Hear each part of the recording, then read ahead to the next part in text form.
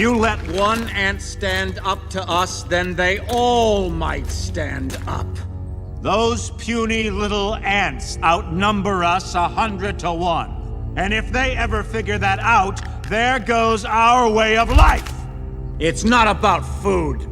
It's about keeping those ants in line. That's why we're going back! Does anybody else want to stay? Let's ride!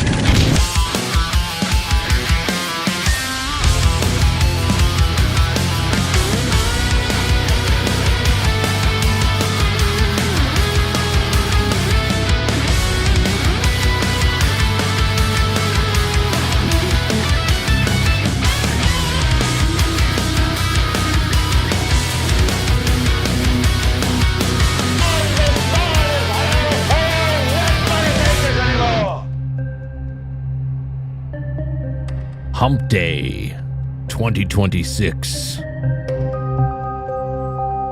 One of many. Okay, everybody. It's good to have you back on a Wednesday night in February. February 4th to be exact, 2026. And we have a nice batch of things to do tonight with two great guests. And I'm happy to kick it off with you. First guest in the first half is going to be Jeff Harman. We haven't spoken to Jeff since September of last year. Wanted to get a little bit of a preview going into not only the winter, but really coming around to the first quarter of 2026. And I've been able to summarize and get a couple of things down from our last conversation, so we have something to kind of play off of. So that's what we're going to talk about. A little bit of an Astro chart forecast, which I like doing from time to time because they're fun. They're fun, and there's just something to these patterns, the patterns in the heavens that correlate to what the hell's going on here on Earth. You know, we are all plugged into it. We're not outside of it. It's very strange. Just like it is, you talk to any ER nurse that tells you what goes on in the emergency rooms on a full moon. There's something to it, man. There's something to it, which is why a lot of very important people out there like to make all their plans based on the phase of the moon and the position of the stars and all that other stuff. So that's what we're going to be doing tonight with Jeff Harman in the first half. In the second half, Cathy O'Brien is coming back. And I want her to leave some comments on the vastly renewed interest in her own personal testimony on account of like the MK Ultra tones. You won't even call it tones. There's MK Ultra all over the place in the latest batch of the Epstein materials that were published by the DOJ. And so I got in touch with Cathy. I said, hey, listen, it's been a while. Why don't you come on and talk? I have some very specific questions about all this stuff. After the show is done at 9 o'clock, we'll be ending around 8:55 so that this next guy doesn't get too worried. That worrywart's name is Matt Christensen. I usually appear on his show the first Wednesday of every new month for about a half hour. So I'll be on Matt Christensen's channel from 9 to 9:30. And there you have it. So if you're watching the flip side, you'll be listening to me do that. So what else? What else, huh? There's so much going on. First of all, if you're watching the show live or on demand, please leave a like, drop a comment, say anything in the chat. Your engagement is oxygen to anybody that you like. Okay, if you're watching the show, I have to assume you like it. You have some kind of interest in it, that you would like to see it continue, that is part of your routine in some way. Keep it alive. The best way that you can sponsor me on a nightly basis is just likes, comments, shares. Make sure that you are subscribed and that you got the notifications on. That's it. Don't lurk. Lurking is a thing of the past. You can't do it. You can't fight the New World Order if you lurk. You can't hide. You have to be the man or the woman in the arena, even if that arena is the little old chat room on the Quite Frankly live stream, on the broadcast. That's it. So don't lurk, number one. Number two, I thought that this was nice. United Nations warns that it's going broke. Oh, please. Please make it go broke. I forgot to record. Whatever. I'll just download this later. It's going to take me longer now, though. Shit. Please let it go broke. United Nations warns that it's going broke. Officials at the United Nations are pleading for relief this week after admitting that the premier globalist organization is going broke because of U.S. cuts and changes to their budgeting rules, which require them to pay back some unspent funds. Unpaid dues from member states are also building. As the Trump administration slashes support over criticism that the UN has failed to promote U.S. interests, the United Nations is... listen. Even that is ridiculous. The UN doesn't need to promote the U.S. interests. We need to promote the U.S. interests. And the greatest interest that the U.S. has when it pertains to the UN is not being a part of it. Think about all the money that is spent. Think about all the sovereignty you regain. The United Nations is warning it could face a cash crisis by July. Maybe it should sell its building. If it even has that building to sell. I don't even know what that situation is like over there. So yeah, I think that we should put the UN out of its misery. We should leave it. And then we should evict the UN out of Manhattan. And then I don't know what to do with that ugly standing hard drive of a building, but let's just get rid of that stuff. Let's do it. In fact, let's just tell the UN to lean on Germany.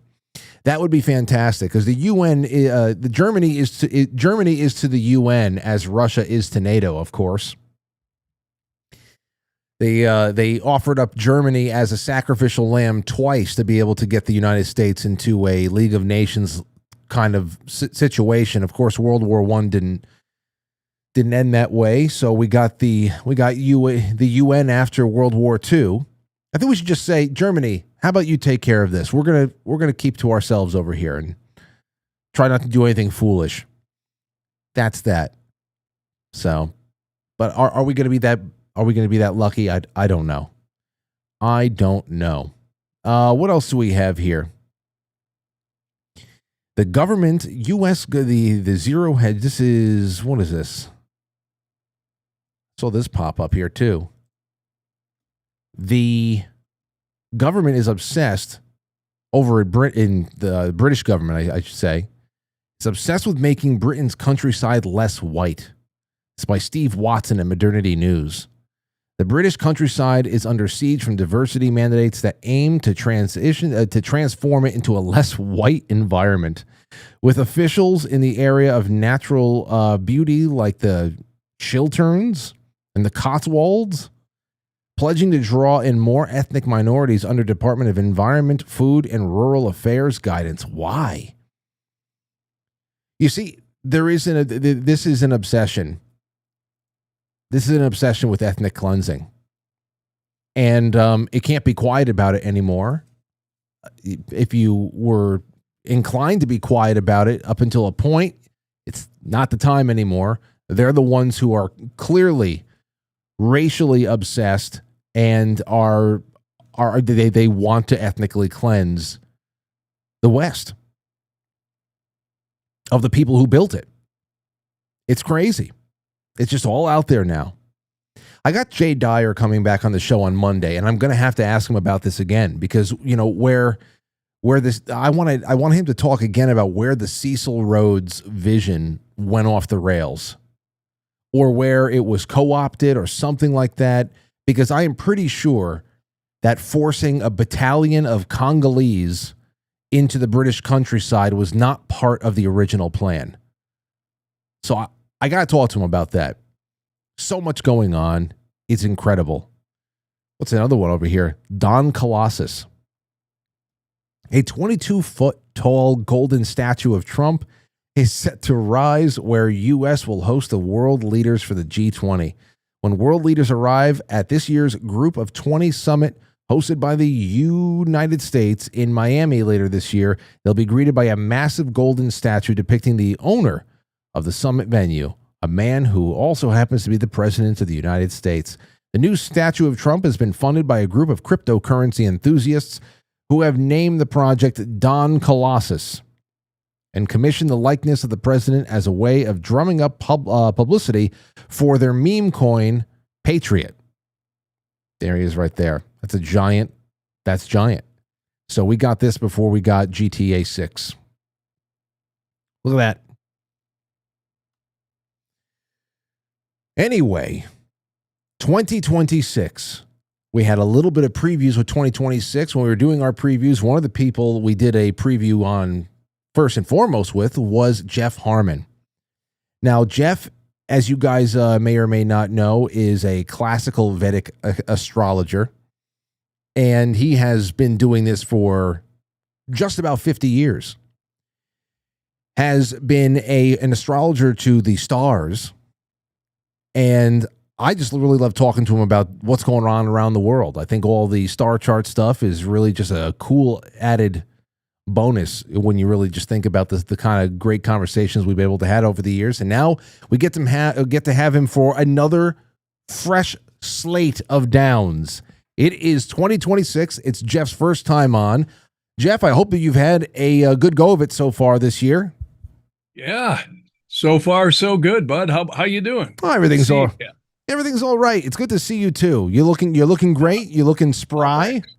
Yeah, well, spry. I guess so. Got my coffee. That's the bottom line. I'm always with you on that one. I'm glad I have mine tonight as well.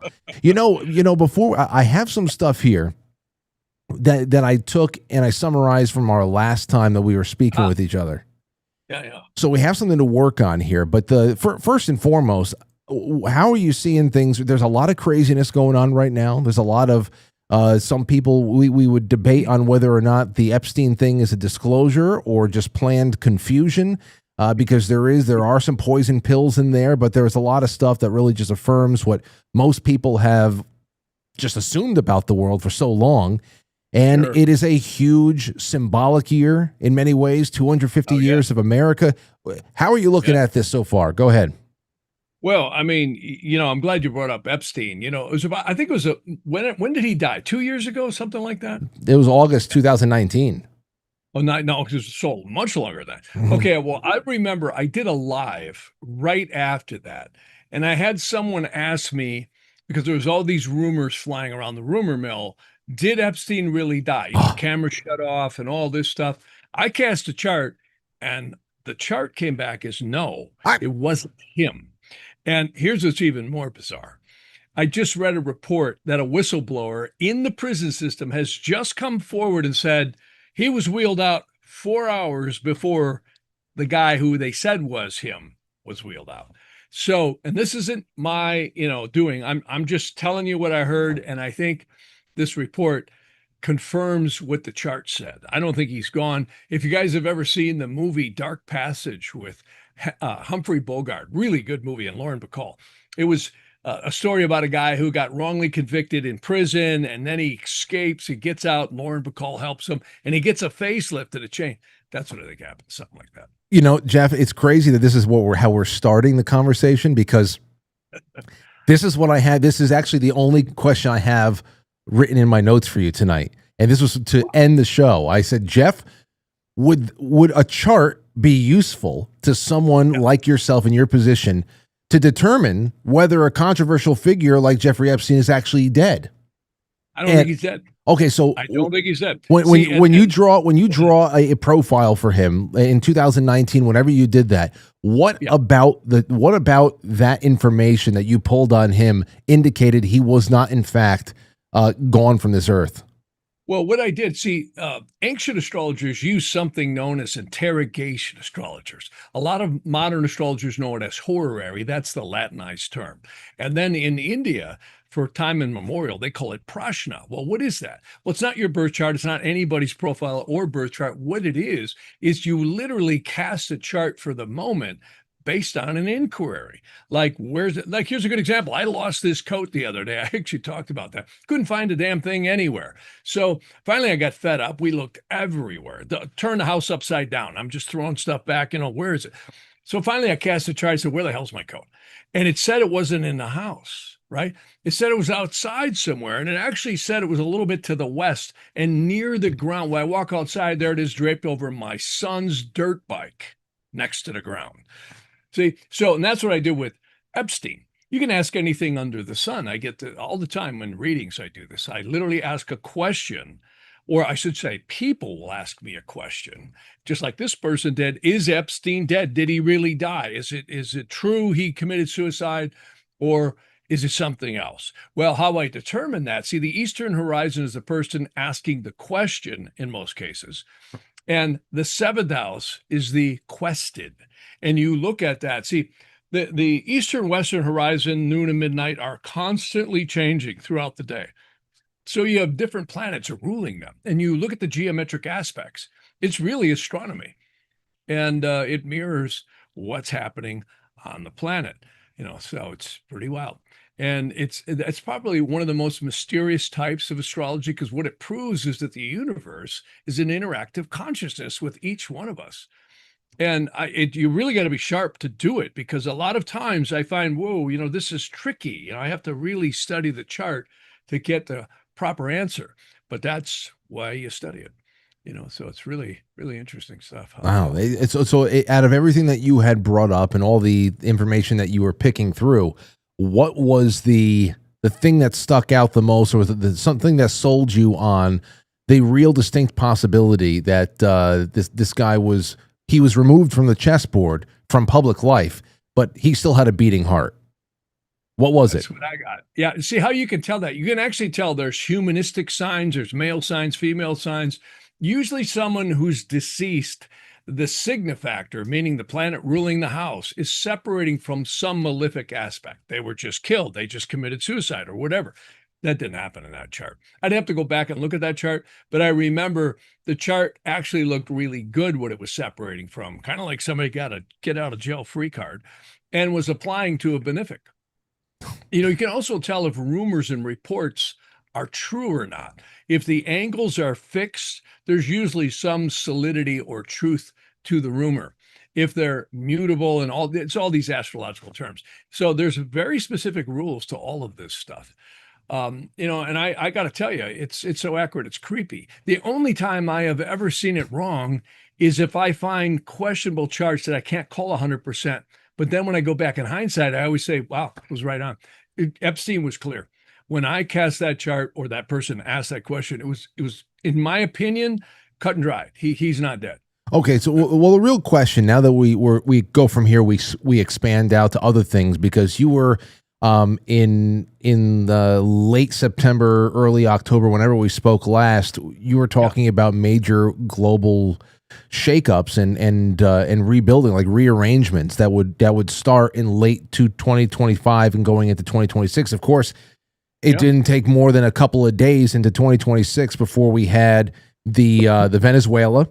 You can tell that at least the global arrangement of the Western Hemisphere was being completely redone.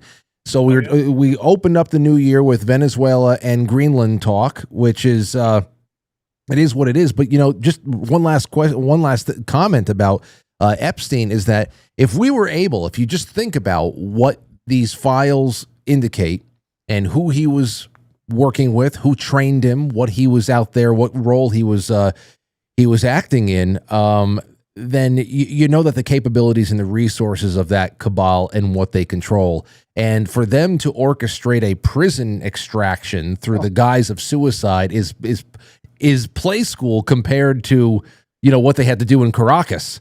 So it is possible. It really is. The real question is why were the cameras shut off and missing time and missing footage? Come on. I know. You don't need a brick to fall on your head to know that at the very least we weren't told the truth of what really happened.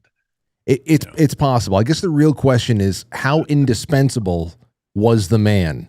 And did he? That's the real question. Had he outlived his usefulness, and was he just an asset that was cut at that point? It could be either or, but I'm glad I asked. I'm glad you brought it up. Yeah, that's my take. That's it's interesting, because that's when charts seem to be really valid. It's when something happens right away, and there's a lot of energy and emotion around it. It's pretty doggone accurate, Okay. So, quarter one of 2026. So we have this. You were talking about this transformation, global rearrangement. What are you thinking right now? Look at Canada right now. Do you know that Alberta, I think Manitoba, and there's another one, Yukon, they're all talking to Trump right now about becoming either a province or a state of the United States. That's not theory. That's actually happening right now. And Quebec is going out of their trees, Kami Carney, that's what I call him. He's over there cutting deals with the Chinese. Trump yanked the chain and brought him back, at the end of the rope and said, you're not going to do that. You're not going to make China, or I should say Canada, a dumping ground for China's goods that enters the United States at little or no tariffs. So I've been talking to clients for years who said they are fed up in Canada and Alberta, particularly where all the oil riches are and mineral riches. They said, we don't want to stay with Canada. Well, right now, as we speak, this is being negotiated. I don't know about this minute, but it is being negotiated. And there are voting going on, all kinds of, you can watch it on the internet. So it's interesting times. And the other thing is, and I've been talking about this, in fact, my podcast today was Uranus just went direct. Okay, meaning it's stationed and now it's going direct. It's like a train. It slowly speeds up to its top speed, which is about 3.5 degrees per day. Well, here's the interesting thing. It's heading towards Alcyon, which is a fixed stars in the Pleiades. And every time, it's about every 84 to 84 and a half, 86 years, 84 to 86 years, Uranus goes around the solar system. And every time it does, we get Krakatoa. The last time was World War II. Time before that, Civil War. Time before that was a Revolutionary War. And if you leapfrog back, even though I know people say, well, Uranus wasn't discovered. Well, it doesn't mean it wasn't there. It just means we didn't discover it, right? So if you leapfrog back just on that element alone, the world always goes through tumultuous changes and dynamic rearrangements.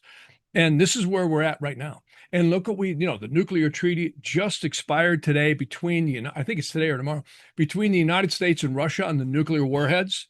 Now Putin's over there loading them on the warheads.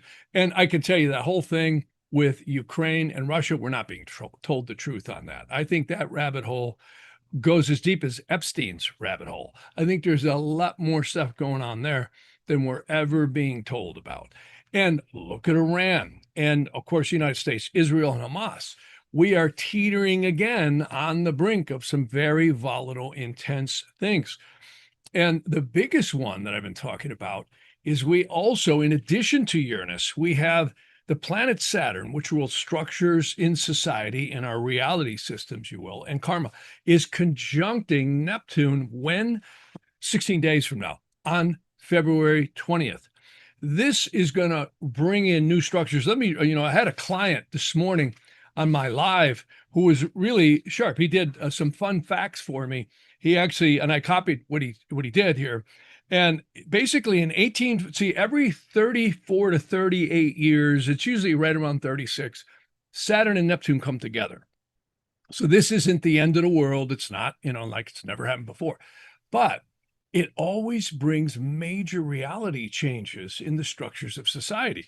Like, here's a good example, just to go back a little bit. 1846, the fax machine and telegraph came through. 1882, the phonograph, mass sound, photojournalism, and phototelegraphs came through. In 1917, radio was discovered. In 1953, television came out like wildfire. These are all Saturn-Neptune conjunctions. And in 1989, 24-hour news came out, right? And then in 2026, we're likely to see AI change our whole reality structures. It already has. But see, these are marker points throughout history that really kind of timestamp when something that's been being developed really becomes a way of life. It's a reality structure change.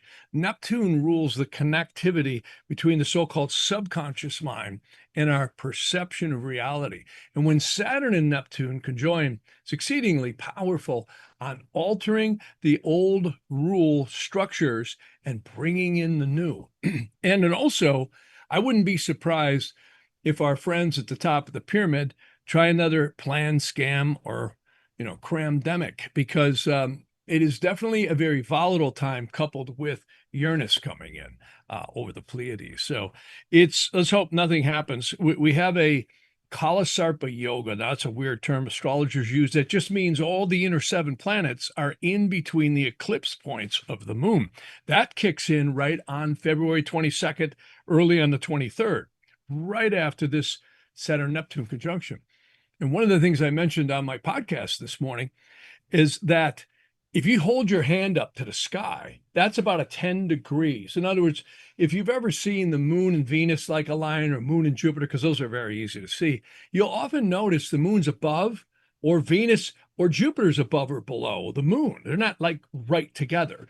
See, most astrologers talk about the conjunction being a longitudinal thing. In other words, if you took a ruler and you put it up, straight up down, they would line up. But the real power is when they not only line up in a latitude situation, in a longitude, but in a latitude at the same time. Well, guess what? This Saturn-Neptune conjunction has not aligned like it has in probably the better part of 26,000 years. That's what you had mentioned. Yeah, you had mentioned that back last year too. I remember you said, and I had to go and grab it.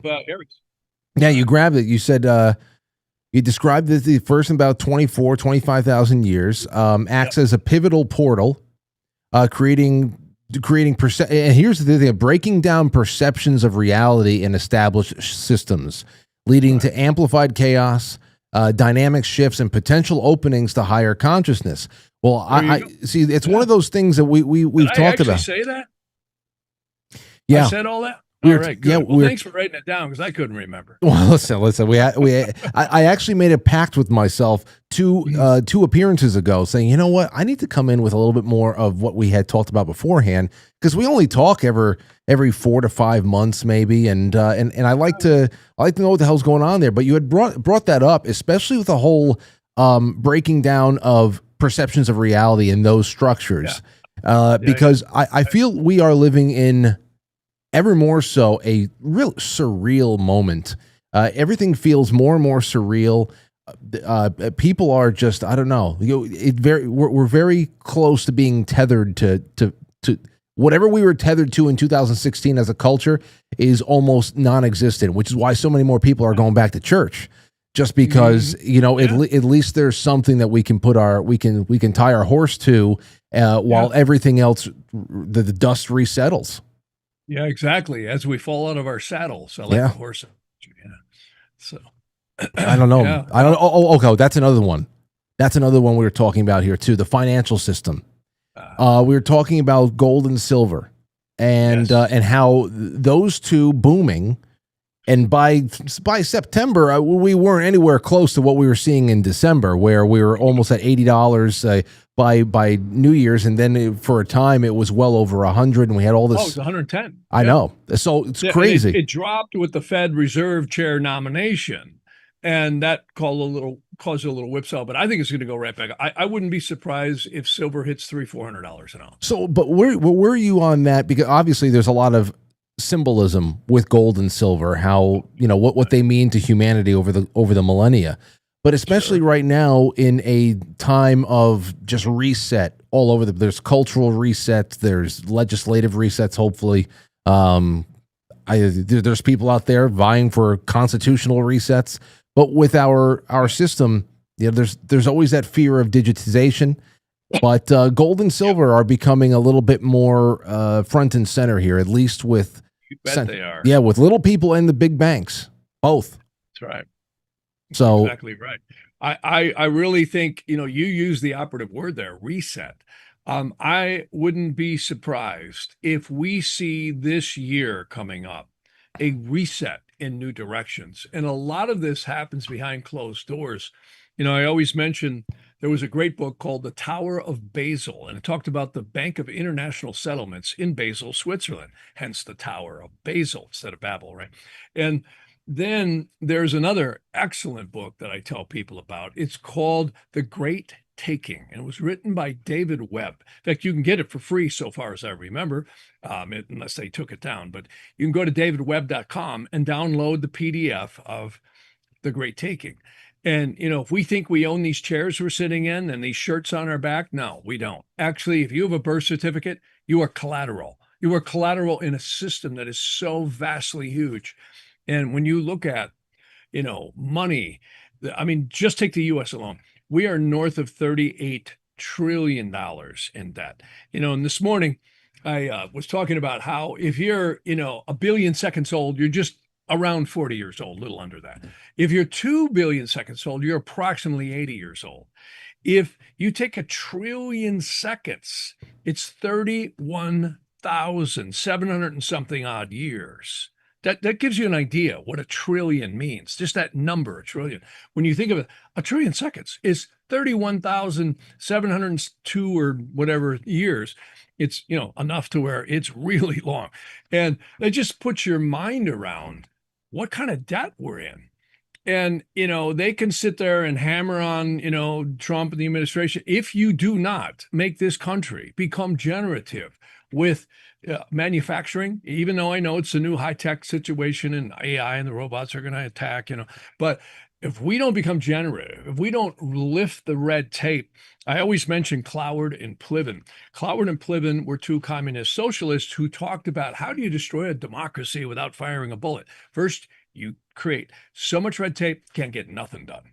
Sound familiar? Yeah. The second thing you do is create uncontrollable debt that can never, ever be paid back. Sound familiar? Then the last thing you do is you flood the borders so that you have mass immigration that's totally uncontrollable. That sounds like the playbook we've seen go on not only in the United States, but all the westernized worlds. Look at Europe, look at Australia, look at the United States, look at Canada. It's just been a barrage. And the only one that I can see who's really hitting the brakes and making change is what's going on here in the United States. I mean, there is $18+ trillion worth of stuff that's being brought back into the United States in terms of manufacturing, et cetera. If that don't, I mean, you don't need to have a brick fall on your head to know that if you don't balance your generative capability with what you got going out the door, you're going to go bankrupt. We just can't operate that way. Well, I know that you've done quite a bit of work, analytical work on the country itself. And I have spoken with other people from different disciplines that usually run through a whole litany of important dates to try to analyze. Some people who are trying to figure out what kind of state the United States is in and where it's going to be in a couple of years. They don't use July 2nd or July 4th, Independence Day, as the birthday. They think about the treaty in London, treaty in Paris, I should say. Yep. And as that the official day that you are now cut loose and the war is over. So I wonder what dates, when you are looking at the state and the health of the United States, what date do you look at as far as an establishing date and in its 250th year of the Declaration of Independence? What are you seeing at this point that might have changed from last fall? Because like you just saying there has been major upticks in the deportation efforts that you were discussing with me, how World War III would not look like traditional wars, as we all knew. It would be a little bit more asymmetrical, and there is such a rift in society that I don't know. It kind of feels like World War III is one of those wars that you realize, oh shit. Well, all of a sudden one day you realize, oh shit, we've been in it for a while, haven't we? And it just, So tell me a little bit about that. What date do you use when you analyze? We call that the OSF. You know what the OSF is, don't you? What? The OSF is something everyone should know. It's called the oh shit factor. That's a good one. Yeah, well, yeah, we're going to need that. That is a big factor. So when you analyze this on a broad spectrum for the country, what start date, like what date do you use to? Well, there's a lot of merit. I've talked to a lot of different astrologers. We've compared a lot of different notes. I do find there's a lot of efficacy psychically because the signing of the Declaration of Independence, no matter what anybody says, really was the trigger point. And, we deal with a lot of that in different types of corporate things. Like people say, well, it doesn't matter if you incorporate on a certain date, it's when the Secretary of State rubber stamped it. I don't find that's that accurate. We used to do a lot of things with IPOs, initial public offerings, and we would find right when they dove off the diving board, everything else followed. So I do kind of disagree a little bit that other dates other than July 4th, they said it was right around 5:12 p.m. or I forget the date, I have it somewhere. But there's the Sibley chart, there's other charts that people use. Either way you cut it, the United States right now has what we call a primary directed sun trining the Jupiter, which means it's a solar arc. See, the Earth is a time machine. Anytime you create a country or you have a person being born, each day, which is sunrise, noon, sunset, midnight, whether you're a flat earther or around, doesn't matter, you're going to experience that. That's considered our time-space continuum of a day. What's interesting about that is you can extrapolate in astrology what they call secondary, primaries, and solar arc directions. And when I look at the United States, it actually looks pretty good right now that, yeah, we got some bumps in the road, but overall, it shows a trend where it's coming back. I have to tell you, we had a Pluto return on the United States. And that's another reason. I always go by the facts, you know, and I'm totally open to what anybody says. And I always look at the charts and say, does the chart mirror the reality? That's the real acid test, right? Well, if you look at what happened from 2020 forward, the United States was experiencing a tropical, not sidereal, tropical Pluto return. To give you an idea what that one is about, the Roman Empire was destroyed on a Pluto return. The second one, it survived its first one because about every 250 years, we get a Pluto return on anything that's existed that long. Of course, only a country can, right?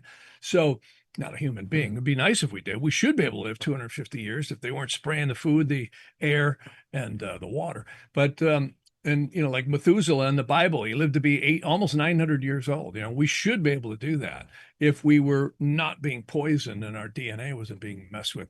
But the long story short, the United States right now was going through such a destructive phase.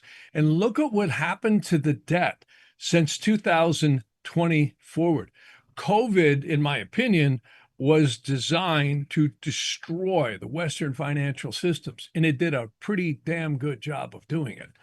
I mean, when you look at the amount of debt that we're in collectively, not just the United States, but we're not even talking about the black ops. And then you look at what's going on in Europe, Australia, and all these other westernized countries. I mean, it's colossal. And you would shake your head and go, how could anybody have that kind of collateral to even loan that much money? And who are these guys that do it? The Federal Reserve is no more federal than Federal Express. And yet it doles out the money, you see? And the bankers behind that seem to be floating this whole crap game in the Western world. You know, I've been around a little bit of this stuff. I've got some interesting clients in very interesting places.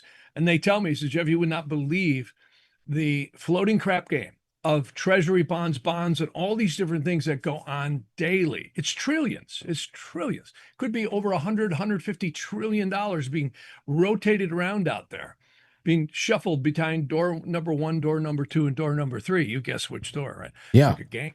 And, you know, Alan Greenspan, I always like that name, Greenspan, and an interesting name for a guy who was the chair of the Federal Reserve. But he might have said it best. He said, it's too big to fail. The momentum, the amount of people buying, selling, trading, and just handling all this money gives it an intrinsic value of and by itself. And these bankers have sat behind the scenes in London, in Switzerland, and other places, just running this whole thing. And it's really uncallable collateral. And one of the ways, if COVID would have been more successful, and it was pretty successful as it was, at destruction, I really believe the chaos would have ensued, and they'd have just come in with the UN or some other, you know, labeled international body and took over. Yeah. And this is what they want. They want chips in our forehead. They want us to own nothing. Ever hear this before? And be happy about it, and just literally live in a digital prison of society. Well, That's the war between globalism and nationalism. And, people, I'll get hate mail for this, but I think if the current administration wasn't in, we would have been on the road to a global new one world order. In fact, Kami Carney said the same thing just recently. Oh, it's a new one world order. Did you ever hear that before? Well, yeah, absolutely. And you know what? Bush. There's definitely there's a lot that I'm grateful for that we are in the situation we're in. There's other thing there's a lot of other question marks there too that I'm sure that we're going to get our answers for as time goes on. I want to ask you a few things before time really runs out, because I know 20 minutes with you and I is nothing. And yeah. I have to throw this out. There's a couple of things. Number one, I don't know how far into the future we can do for what we're set up for the midterms, because so much is dependent on whether or not the legislative branch is going to kick up and find its balls before the midterms to enact any kind of legislation that's going to require voters to even show basic ID or anything like that. So, oh yeah, and boy, I'll tell you what. That is the key right there. So, if you look at, I always joke around. I said that earlier on a show yesterday. I said, I literally think I could probably drag in 26 pink elephants and a few gray ones into a voting room in California and have them all vote, including me, and nobody'd say a word. Oh, come on in. No, you wouldn't. I mean, it's crazy. It's that easy over here in New York. It's the same thing. I remember it was about maybe 3 or 4 cycles ago. I just instinctively took out my driver's license to hand it on over, and they declined it. They said, no, you don't need that here. Like you don't need that here. Yeah, that's right. You don't worry about a thing. You got you are you breathing? Yeah, good. Get in there and vote. Yeah. That's all they want. So then how are we looking for what is going to be a monumental election in whether or not the second half of Trump's second and final term is going to be a useful one or not? This looks fairly disastrous. You are the first person who's actually definitively, and I don't know if you noticed what I was doing when you were getting ready to ask me that. I just cast a chart. You can't see this on the screen. I can put it on the screen if you want, if I could share, but it may not make any sense to you. But I could tell you, it looks relatively disastrous. Now, for whom? I would say it's not going to go too well. I think we're about ready to see so many indictments. Pam Bondi has indicted a lot of people, and the judges just throw it out the window, right? Well, get out of here. It's dismissed, case dismissed, right? So we're, in my opinion, about to see a resurgence back into this. That's not good. It's going to be appealed, a lot of this stuff. Even the 2 slimiest creatures on the planet, the Clintons, that literally have gotten out of everything. I mean, they're like eels. You can't grab them. They just walked away from the body count behind them is really interesting. But I'm looking at a chart over here on the other computer, and this looks like there could be a lot of disruption on these midterms. And I'd have to study this to see. The opposition's going to be strong. It's going to really be strong. In fact, there was just an adjudication today by one of the courts that California can now turn the almost all blue state even bluer. And that's being appealed now to a lower court. So we're going to see a lot of manipulation. You're going to see all kinds of stuff trying to block the SAVE Act, all kinds of stuff to keep the cheating going on.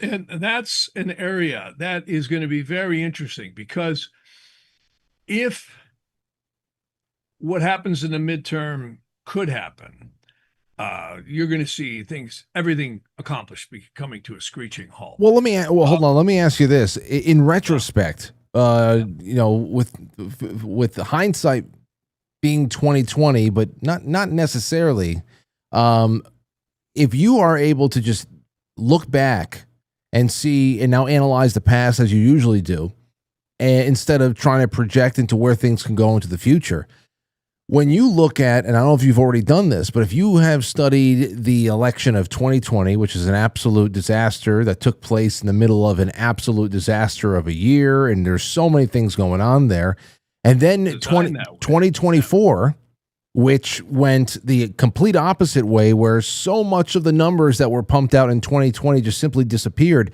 I just wonder what shows up on your end. Like, you were talking about there being clear signs that you can make a pretty good guess that a person that can't be found is either alive or dead based on their chart. Yeah. Is there anything? Are there any clear signatures of deception, fraud, or external interference you'd be able to pick up on if you were to even go back and That's exactly what I see here. And if they don't get the SAVE Act in, you're going to see manipulation par excellence. And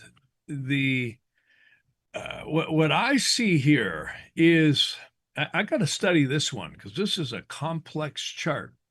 Again, you're dealing with the globalists and the nationalists. Everybody's always Republican, Democratic. Now, forget the politicians. George Carlin was right. You have owners. They own everything.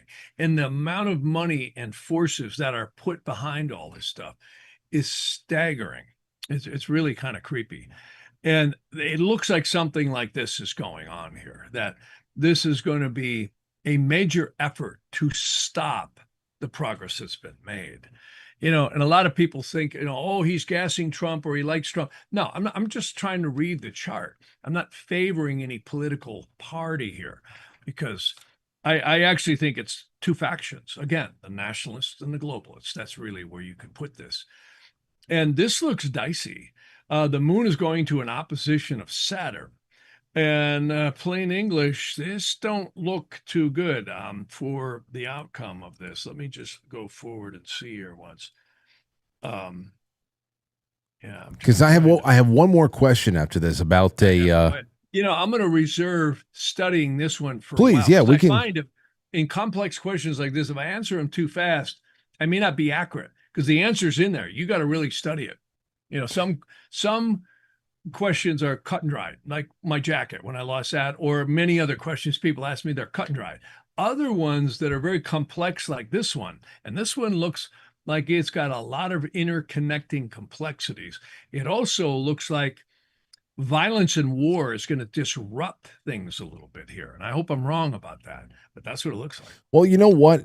Next time we speak at maybe sometime closer to the summer or whenever the hell it is when we do our little check-ins, it would be great to hear, to see what is going on data-wise, what happened data-wise. I think as we get closer to the midterms, we're going to see. Well, right now, it looks like a lot of chaos. No, it's more so finding some kind of a fact to see whether or not there are patterns that, in retrospect, can be can help confirm what we all saw in prior elections, like what did 2020, what that showed versus 2024.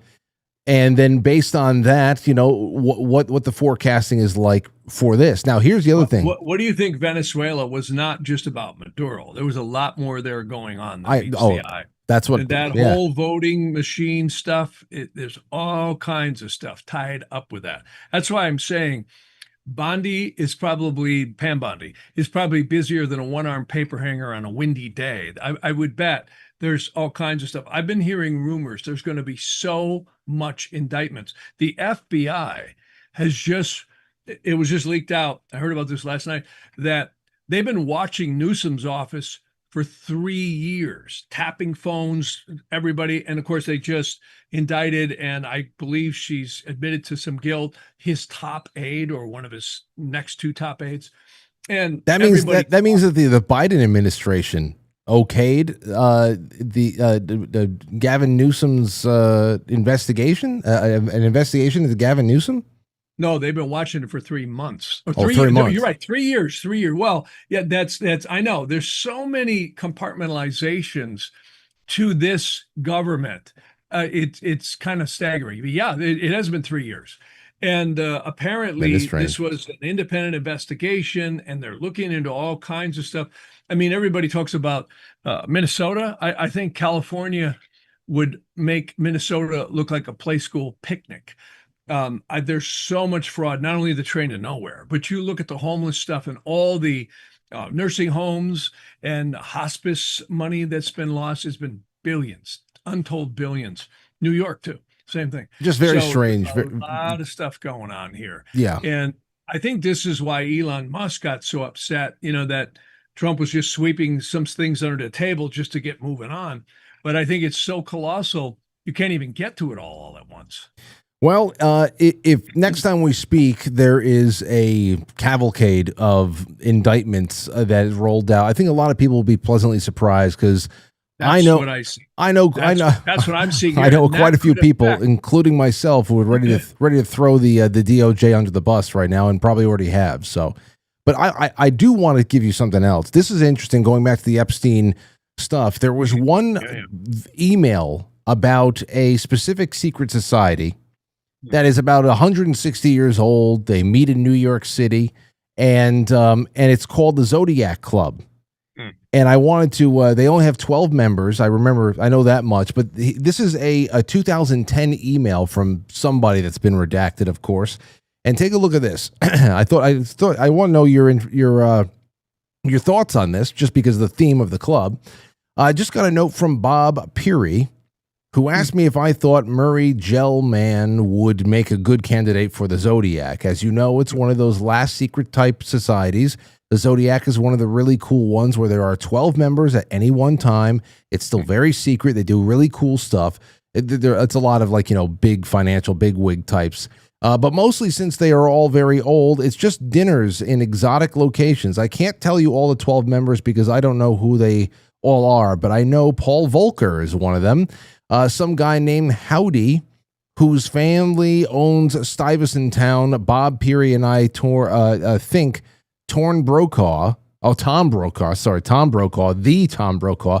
Bob represents Cancer, the sign, not the month. You are a member until your death, but if you get senile, they can put you into an eccentric orbit and not invite you to meetings. Anyway, the only way to get in is someone dies. If there are obviously no minorities or women allowed. Anyway, just let me know what you think. Finally leaving for West Africa tonight, blah, blah, blah. Talking to Jeffrey Epstein about what do you know about the Zodiac Club? Anything? I've heard about it. I don't know much about it, but I have heard it mentioned. And the interesting thing is some of these secret societies go back a lot farther than 160 years. We've heard so many rumors, the Bohemian Grove situations. I was actually with David Icke about 25 years ago, and we didn't get too much into stuff, but just talked a little bit. And, he's brought up so many things. He gets called crazy for it. So many others who've come forward. Even Princess Diana said, these people, they may not be human. Well, we really get into and to go back to many of the ancient texts in the Vedas, the Garden of Eden story in our westernized Bible, right? The Atma Bodha, there's all these different texts that get into there was a war in heaven, and the material universes, or multiverses, if you want to call them, were created at that point. There may be a lot more truth to that than we know. We don't even know what time is. I mean, any astrophysicist, quantum physicist will tell you what is time, right? It's all relative. Well, the fascinating thing is it appears there was a war in heaven and the evil spirits were cast down. And in the West, we call them the devil, right? But it's Lucifer, Satan, Belial, and Leviathan, and there's 8 beneath that, and there's literally legions beneath that. And this, this gets into Solomonic magic, the keys of Solomon, all these things, Goetic magic. John Dee was playing with this stuff with Queen Elizabeth. Many secret societies play with Goetic and Solomonic magic. Very dangerous stuff, in my opinion. But anyways, long story short, and of course, even Christians will recognize, he went into the desert for 40 days, the devil tempted him, right? And then the devil became his slave. That's all you get on that one. Then it stops, right? But boy, that rabbit hole goes so much deeper. And the Vedas talk about this too, where everything in the material physical realms, and I do mean realms, they say there's 49 parallel universes and 49 subdimensions in each one. Again, I always say I cannot balance my checkbook, let alone figure that one out. I mean, that's just mind-boggling when you think about it.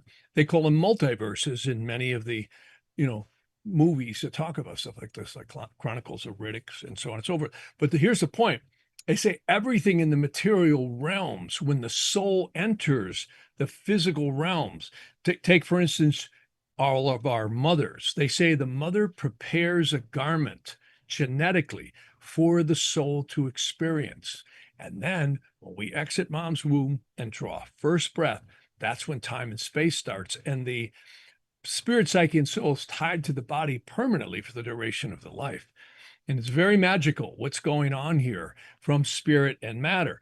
Well, they say in the Vedas that in order to enter the physical realms, the soul intermixes with the klipa, or the shells, also known as the spirits.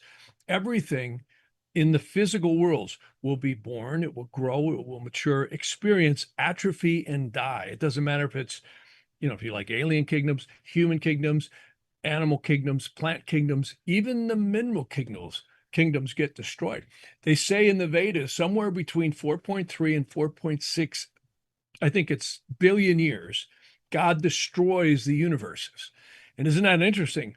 Quantum and astrophysicists will tell you, well, we think the universe is about 4.3 to 4.6 billion years old. Says so right in the Vedas. Isn't that interesting?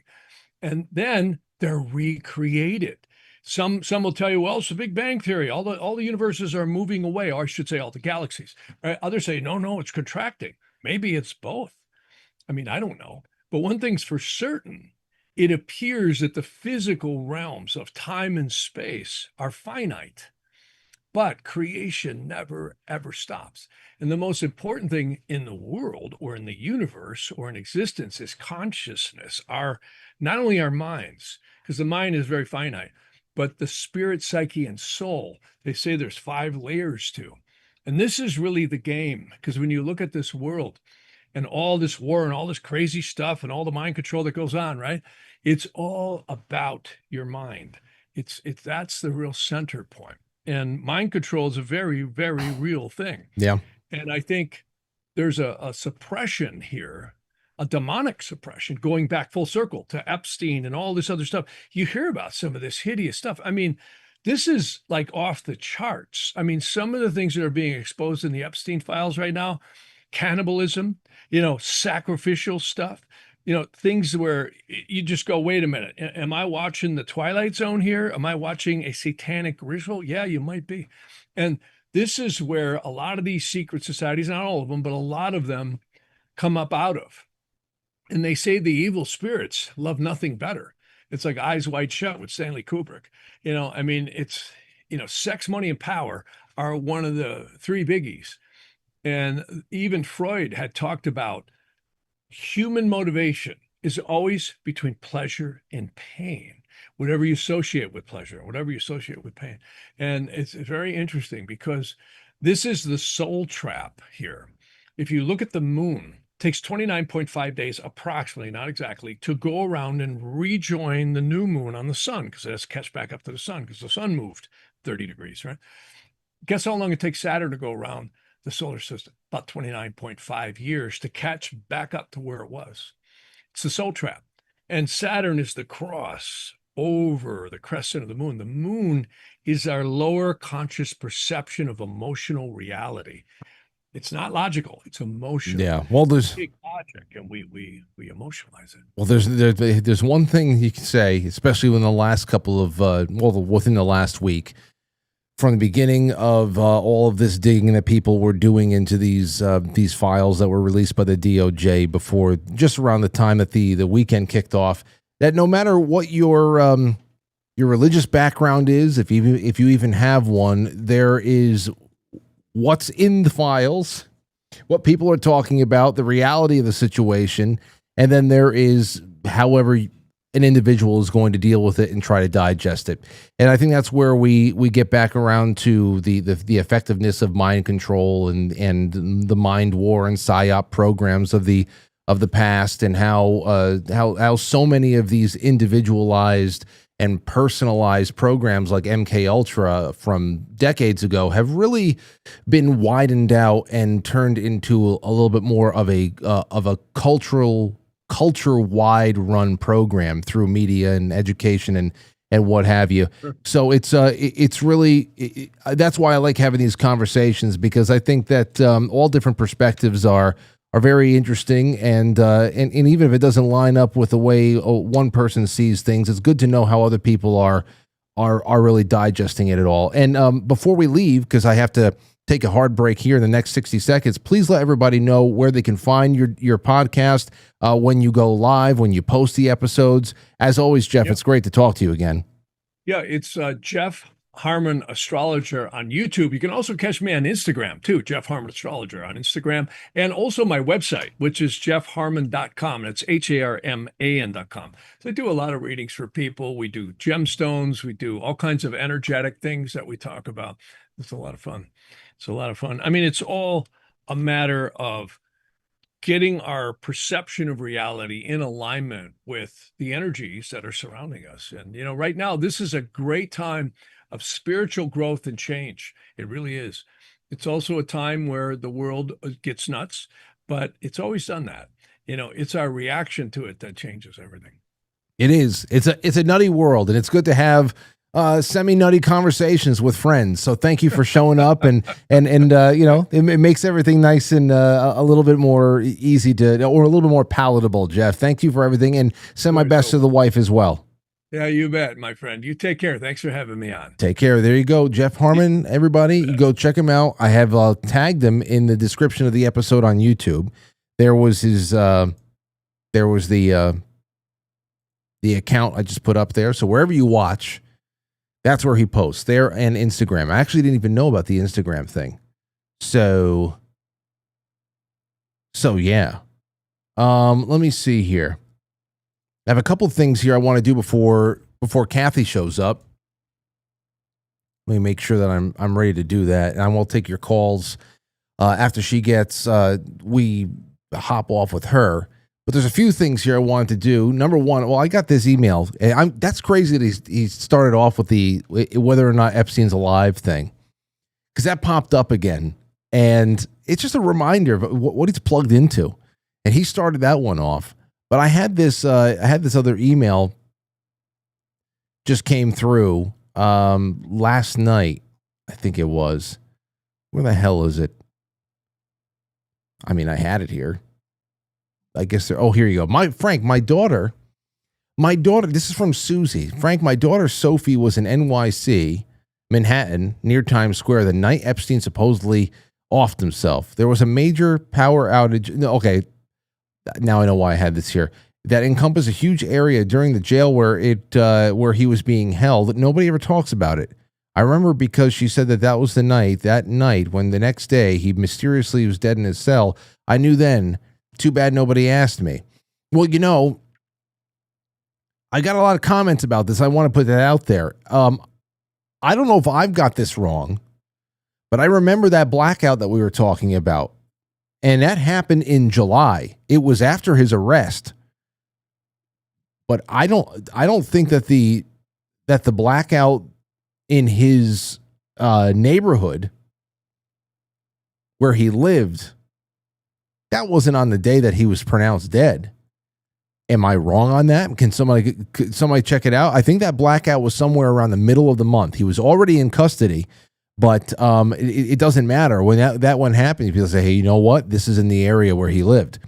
So everybody was thinking the same thing, that there was some sort of an extraction, what was being extracted from his residence while the lights were out. But I don't think that was on the day that he died. I don't remember it that way. Maybe I'm wrong. But you guys let me know on that. Let's see here. Over on YouTube, I'm sorry, for the Super Chats, through quitefranklysuperchat.com. Oh, remember,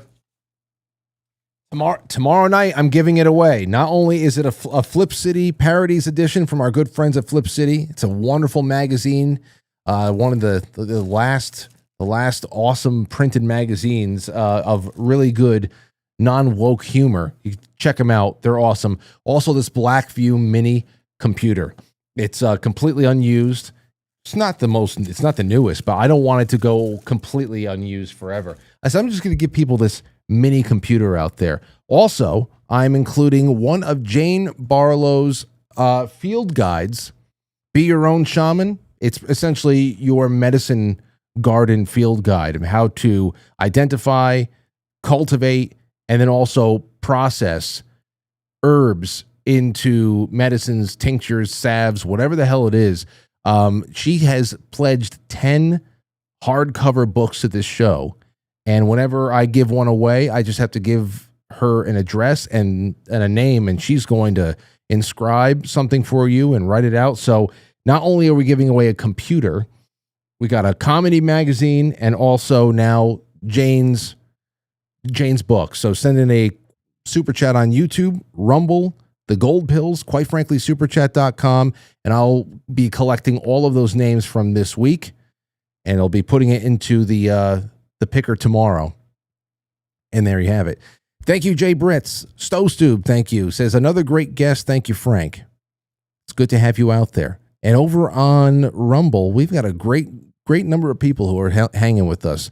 On Pilled, Safety Net says, love you, Frank. Here is a very small tip of appreciation for all that you do. Well, thank you, Lynn. NX17 says, much love and many blessings to that beautiful soul, Cathy O'Brien. She's coming back on momentarily. A sleeve of cookies from Delona. Thank you. Not Your Mom says, can't wait to hear Cathy. I grew up in Nebraska during the Franklin scandal. I learned about Cathy around 1990. I have a huge gratitude for her sharing her story and rising above the wickedness that she was around. Yeah. I mean, there's a lot there. There's a lot there. And speaking of the Clintons, I just got to throw this out there. This is from Nick Sorter earlier on today around noon, that Hillary is going to be actually coming in to talk to the Oversight Committee. She and Bill Clinton are going to be coming in separately. Hillary on February 26th and Bill Clinton on February 27th. These are depositions that are going to be on video and made available to the public. That's what I'm hearing. Outside of all the avoidance that was happening, now this is they're going to be deposed at the end of this month, right after the Olympics. I mean, it's something else. It's something else what we're getting served up this year so far. It really is. Nathan says, happy Thursday, everyone. No, it's Wednesday. Don't rush it, please. Great week of shows, Frank. Weekend's around the corner. Big Chief Patriot says, another banger of a show. Great week of topics. Really appreciate all the work you put into keeping these shows fresh and relevant. Yeah, well, we'll do this. Tomorrow we get to talk to the Zells a little bit of Jason Burmis, kind of like a widen out the scope of what's going on, and I'll see what else is floating around. Maybe Matt will even stop by tomorrow too. You never know. But then hoping that we can do some other things going into the new week, and it should be another good week of guests and hanging out. Starting off with Jay Dyer, so we'll be able to turn back the clock and do some time capsule issues. Durduris says, remember when Hasbro's Break the Ice was the original survival game? Yeah. And then we learned about the other survival games. All the other real ones. That's that. Here's a little bit more on that Clinton deposition thing. Bill and Hillary Clinton have agreed to testify before the House Oversight Committee. This is part of its investigation into Jeffrey Epstein. So the former first couple agreeing to appear under threat of contempt. They've been going back and forth for a couple of weeks now. Here's the chairman of that committee, James Comer. This will be their third date that we've given the Clintons, and 3 strikes and you're out. The votes are there for contempt. I think there are Democrats that will vote to hold him in contempt if the Clintons miss this next date. So we're hopeful that they'll come in. So now Hillary Clinton will testify on Wednesday, February 26th. The former president appears the next day on the 27th. Oh, these fucking people. I don't know, man. I mean, listen, I will be paying attention just enough to write some jokes. What do you think is going to happen? First of all, what super volcano is going to erupt the day before? That's number one. Number two, it's been a long time since we actually had we had the great displeasure of sitting there and watching Hillary Clinton masterfully just weasel her way out of every uncomfortable question. See how sharp she is still. Bill is well past his prime, mental prime. He used to draw lots of crowds, be able to say all the right things at the right times. Not anymore. I can't imagine. If I was Bill Clinton, I just want to give up at this point. I just want to give up. But I don't think that's really going to.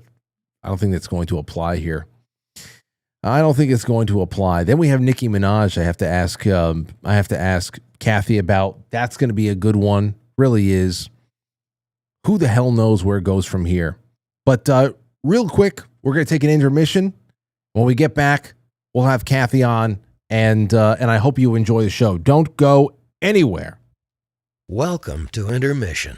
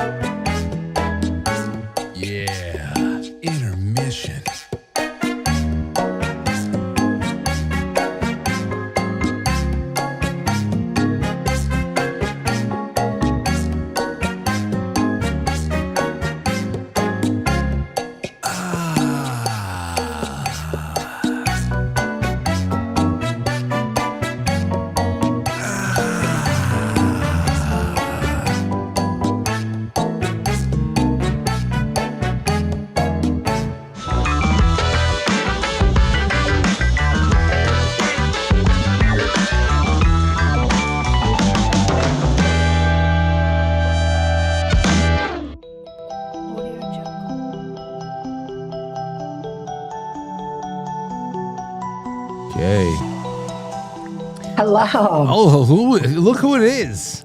Cathy, how you doing? I'm doing great. How about you? I'm doing just fine. It's so good to see you again. I feel like we haven't spoken in close to a year. Has it been that long? I don't think it's been a year, but it's been a while. It's been too long, but it has been too long. Yeah. Yeah, it is. And you know, for everybody out there, listen, this is a one. Cathy over here, author, MK Ultra whistleblower, and OG. I mean, it's so much stuff out there.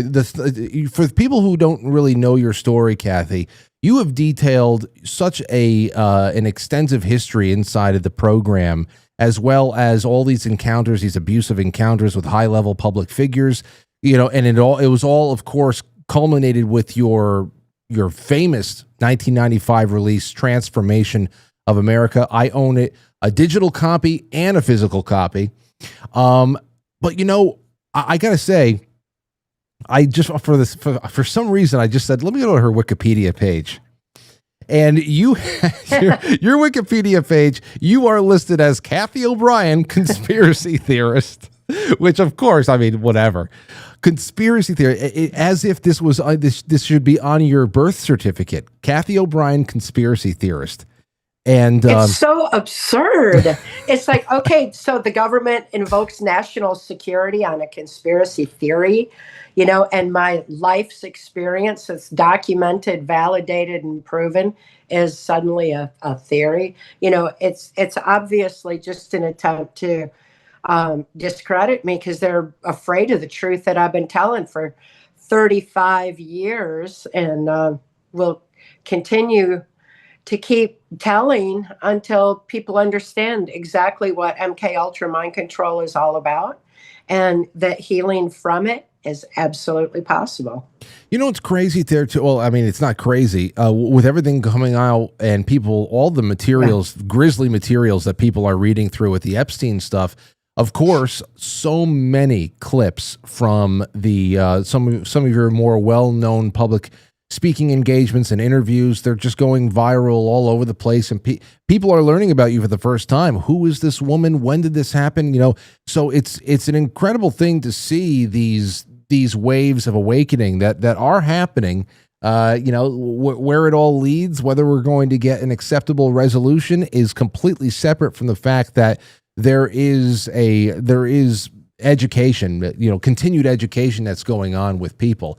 And there is in many ways disclosure. And, but there's one thing that people always bring up, and this was a part of your Wikipedia. I wanted to talk about this before we get into the weeds. Here's a quote.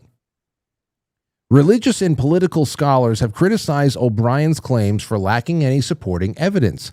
David G. Robertson characterized them as symptomatic of baseless moral panic and wrote that no one has ever been prosecuted of such crimes, nor has any corroborating material evidence ever been produced. Well, I would like to just put it out there. It should be noted that no one has ever sued you. There's no libel. There's no defamation. There's no slander. No one has come near you. So, but there have been offers to buy your story, correct? Well, yeah. And my 1995 testimony for Congress, Transformation of America, was validated, every word in it, by clean members of law enforcement and intelligence, Secret Service, with full evidence. So there's a lot of good people in intelligence and government. They're very concerned about this globalist agenda that uses drug and human trafficking as their funding mechanism, that use child sex trafficking to the point where it's become among the most lucrative businesses in the world. So there's a lot of people who are concerned, who were wanting the information to come out a long time ago, and validated the information. Because it was validated with so much evidence and with so many high-level ranking intelligence officers behind it, national security was invoked on it in 1995. Of course, Bill Clinton was president at the time to invoke that national security, and most of my testimony pertains to the Clintons and the Bushes. It's crazy there too, because to say that something is on the face baseless or false because nobody has been prosecuted, but at the same time, these are the people who love throwing around the term unindicted conspirators of whoever they want to take down. They'll label them as unindicted criminals essentially, and I just feel like this is such weak stuff. Then again, anybody who goes to Wikipedia to get a background on somebody like yourself, really, please. Well, that too, but the fact that national security is invoked means there can't be anyone taking me to court. The information would come out, and they can't have that. So there's no conventional justice. I've been waiting for over 35 years for the ultimate justice of positive change through public awareness, and it's happening right now. And not only that, but trance, when it was released in 1995, was seemingly prophetic, detailing who was going to be placed in the office of president, and many of the things that we've watched unfolding, from the genocide with vaccines. So much of it has come to light. We've got Epstein Island. Everything is coming out. So now trance reads like a history book, and is a roadmap to roots of corruption that are planted, so we can effectively stop this corruption, this dark agenda that's been plaguing humanity for generations now. Yeah. I don't know. This is unrelated to the actual releases, but it happened all at the same time. Happened on Sunday night during the Grammys. A lot of waves were made by Nicki Minaj during the Grammys for essentially her live tweeting of what was going on, and accusing the people who were there at that award show of being involved in pretty nefarious and spiritually ritualistic practices. One thing she said over here, she said, your favorite artist has been practicing rituals in a satanic cult where they take babies from other countries, mutilate them, kill them as part of a form of a blood sacrifice to their god. You see, when your master is Satan, you must constantly shed blood. However, the jig is up. Things like that would garnered a lot of attention. Now, obviously, this is a personal statement made, not based on something read at the DOJ files, but you've described almost identical practices in your books. So I don't know if you can comment on the sentiment of her mid-Grammys tweet there? Well, there's been a lot of dark activity for a long time. Mind control has been unleashed on the global population. 2020, everybody got a taste of it when mind control masked as a virus was unleashed. And it's all intended to dumb us down and erode our humanity, really. Mind control is used so that we can't think, to gather the strength of the human spirit and the infinite power of love. It is ultimately a spiritual warfare in that regard. Having been deep in the swamp among these perpetrators, I can assure you they're a very dark, low vibration, negative energy force. They are not like us. They do not like us. And they feed off of negativity. They feed off of fear. They feed off of trauma, division, hatred. And that's their vibration. Their greatest fear is the strength of the human spirit, because that is such a high vibration. They can't stop it. They can't control it. It's our saving grace. It's our victory. It's where we win and where they lose. It's like their darkness can't creep in on our light. And our light exposes everything in their darkness. And right now, there's so much light shining. All their secrets are being exposed. And it's about time. I've waited a lifetime for this, for people to wake up and see it and realize, embrace the reality that we share this planet with a very dark, negative energy force, and our children are the ones who are being targeted.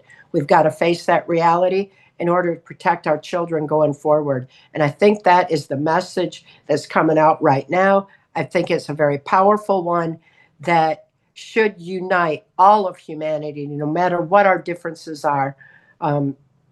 Protection of our children, love for children. I mean, that really should unite us all. Well, you've done something very profound with your life, in your activism and in your writing in the last few decades, where you've done, pretty much the only thing that one person can do. Whenever you have an opportunity to speak out in public, you do it. And other than that, you work on being able to share your knowledge on how individuals can piece themselves back together, especially if they've been through something like you have, or like you and I have talked together about a lot of things these days, about how MK Ultra has been a lot less personalized and now has become a little bit more of a cultural standard through hypnotic media and medicine and education and music and all that stuff. So rebuilding and reconstituting ourselves as personalities free from all of this trauma is definitely something that has to be done on individual bases. But what do you say to people who, with the uncovering of every welfare scandal, of the hospice scandal, of what's going on in Minnesota, of seeing all of this stuff in the Epstein files, which, it's not just that the FBI was collecting these tips that were coming in. In many cases, the FBI and the CIA were involved in managing this entire system. With every passing week, more and more people are saying, why am I paying taxes to this? Yeah, when are more people going to be rounded up and not just charged for some activist judge to let them off, but really punished, and so that we can actually move on from this and create a deterrence for the future? So what do you say to people who want more, who want to go a step beyond personally rebuilding ourselves, which needs to happen? There has to be something bigger as well. What does that look like, do you think? Well, it's exciting to see people reclaiming their self-control and realizing that government is not going to fix this problem for us. Government has been doing it to us for so very, very long. We've got a clean administration in place right now, but that doesn't mean every person in it is. And there's a lot of deep-rooted corruption that's been planted for generations that has to be uprooted. We've got to clean up the so-called child protective services. We have so much that needs to be changed, and we cannot wait for someone else to do it for us. It's up to us. So this is like, as people are reclaiming their free thought, free will, they're realizing that it is up to us. People are waking up to remember who they are and why they're here. They're getting out in their communities and talking with each other, eye to eye, heart to heart, soul to soul. They're starting to make the difference on local levels. And then those local levels have national impact. National impact is having global impact. And the Great Awakening is real, but it's like what my daughter Kelly was saying the other day, she said it's real, but wow, people sure have a long way to go to catch up. And it's so true, because we've got a lot to do to clean this mess up. Government can't do it for us. We can't wait for these corrupt systems to clean themselves up. It's up to us. And ultimately, that's been known for a long time, that the only way that the New World Order can unravel, this globalist agenda can unravel, is for people to wake up. It's an evolutionary time. We've got to evolve with the knowledge that's our defense against mind control, learn to recognize it so it doesn't impact us anymore going forward into the future. And above all, protect our children. We've got to start protecting our children and stop the indoctrination and sexualization of children in the school system. That's a huge place where people need to rise up and make a difference. Absolutely. Yeah, we were talking a little bit about that last night when we were going down a very specific rabbit hole that really coupled Bill Gates and Epstein with MIT Media Labs and that kind of global laptop to child outreach in Asia and all these. It's a very specific path you can go down with this stuff that it falls under that umbrella for sure. Let me ask you something though. When it comes to data collection, I was thinking about this the other day. Now that data collection capabilities are just so far beyond anything that we could have ever imagined back in 1990, for instance, some have suggested recently that Epstein-style blackmail collection models are really obsolete at this point. Do you think that that's true, or do you think that there's always going to be a need for the cabal to have human assets like him? Well, I think it's been going on my whole life. I was used in the blackmail ops as a toddler myself. In the Masonic Lodge first, and then at the Epstein Island of its time, Mackinac Island, Michigan. That's because these perpetrators don't trust each other either. So they hold each other by the blackmail, so to speak. These blackmail vaults are massive. They need to be exposed in their entirety.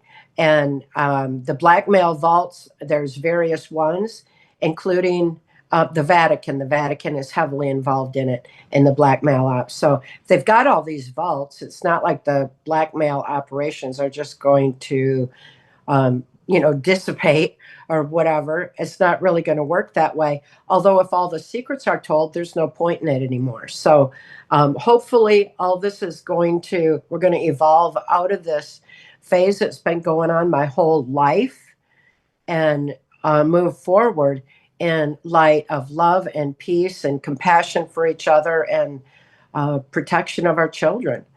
These the blackmail's been going on forever. I've been speaking out on it for over 35 years now and providing a lot of details on what that's about. And a lot of videos have been made at Bohemian Grove and everywhere else. So blackmail is just part of what they do because there's not that many of them.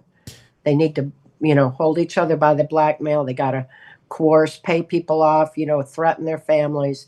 They do all kinds of really underhanded things because they really are a small number. It's time to pull that wizard's curtain back and find out it's just a handful of puppet masters pulling the lever, trying to be great and powerful, when in fact they're not at all.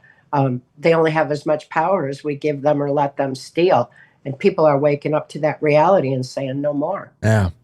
That's heartening thought right there, to think about the to think about the disparity, the ratio between us and them, and what a little bit of perspective really how far it goes there. You know, speaking of Michigan, I had a friend of mine, Casey, who wrote into the show earlier on today. She said, "Can you please just tell Miss Cathy that you have a listener who's a Michigan native who has been blathering for years about Gerald Ford being the secret villain of the 60s and 70s. I believe every word she said about him. He's a Grand Rapids native, so I grew up hearing about how he was basically a god around there." But it's obviously, I mean, he's such a huge part of your early writings. It's couldn't be farther for the truth. Well, my gosh, you know, anybody can research for themselves. Go ahead and look at Wikipedia even has it in there that Gerald Ford, along with Henry Kissinger, came up with the first depopulation agenda. It's public knowledge. It's right there. Gerald Ford is absolutely horrific. When we look back, the fact that he covered up the Kennedy assassination as head of the Warren Commission, and then was granted the position of president for having done that job. And then you look at his cabinet, and he's got every nefarious perpetrator in it. George Bush to head the CIA, Dick Cheney, Donald Rumsfeld, who gave us aspartame to dumb us down. Mind control shuts down neuron pathways in the brain. They do it with trauma, and they do it with sleep, food, and water deprivation. When we understand that, we understand why our food is being bioengineered and genetically altered to starve our brains.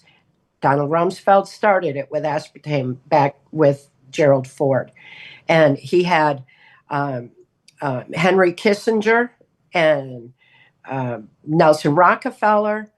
He had Jack Valenti, head of the Motion Picture Association of America, as his press secretary to make sure everything was covered up good. And Jack Valenti's big job at the time was to create the repetitive media narrative to tell people what to think and program it into their head, because repetition is the most basic form of mind control.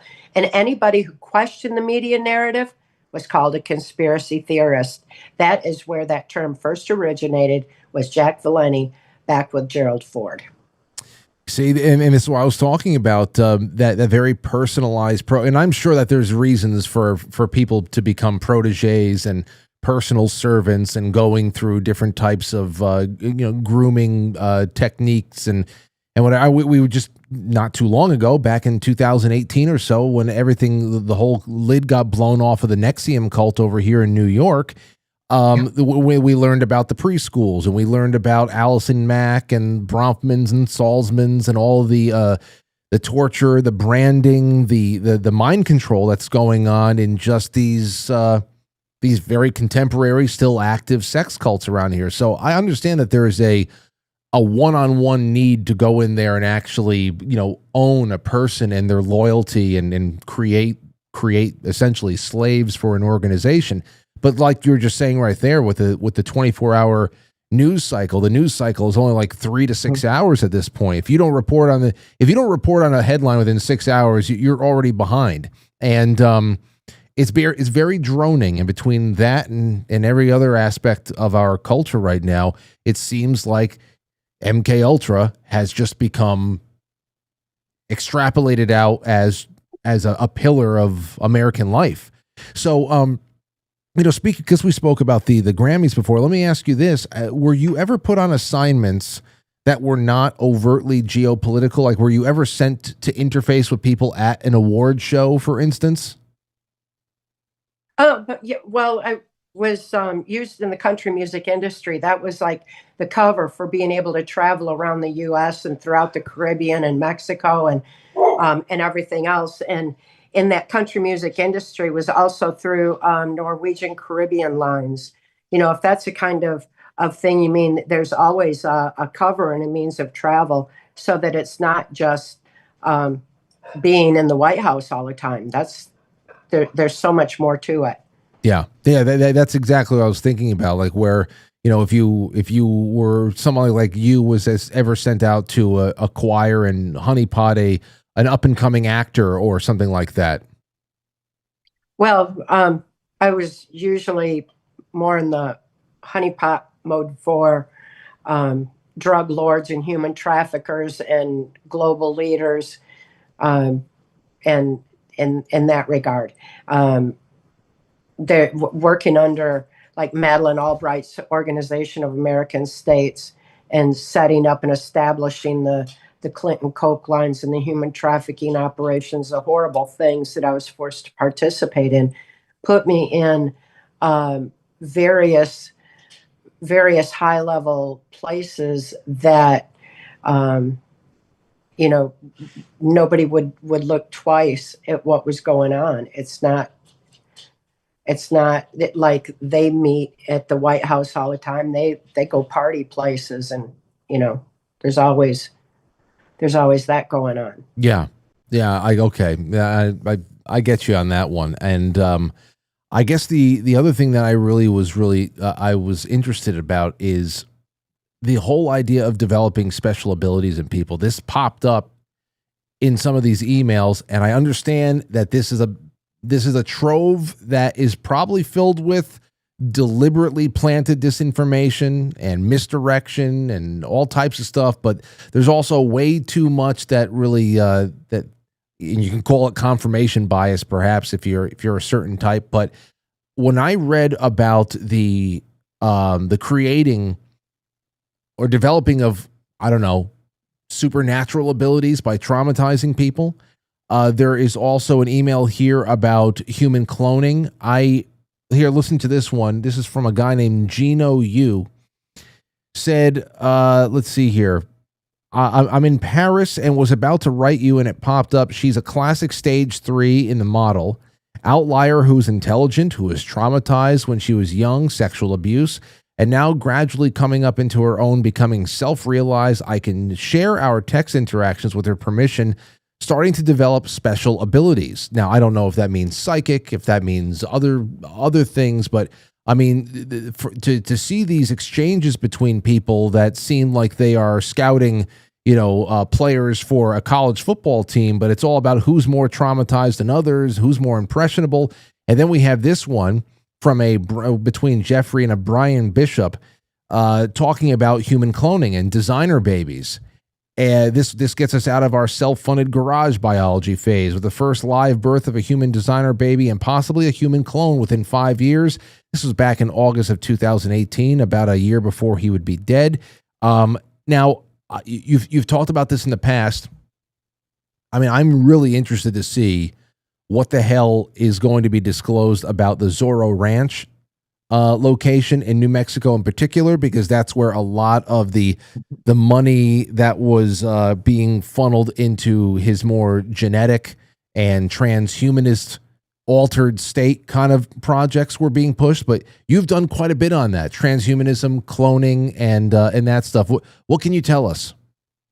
Well, the Clintons were involved in it way back, in the 80s. By the time that what was it, 93 or something like that, they told us that they cloned Dolly the sheep.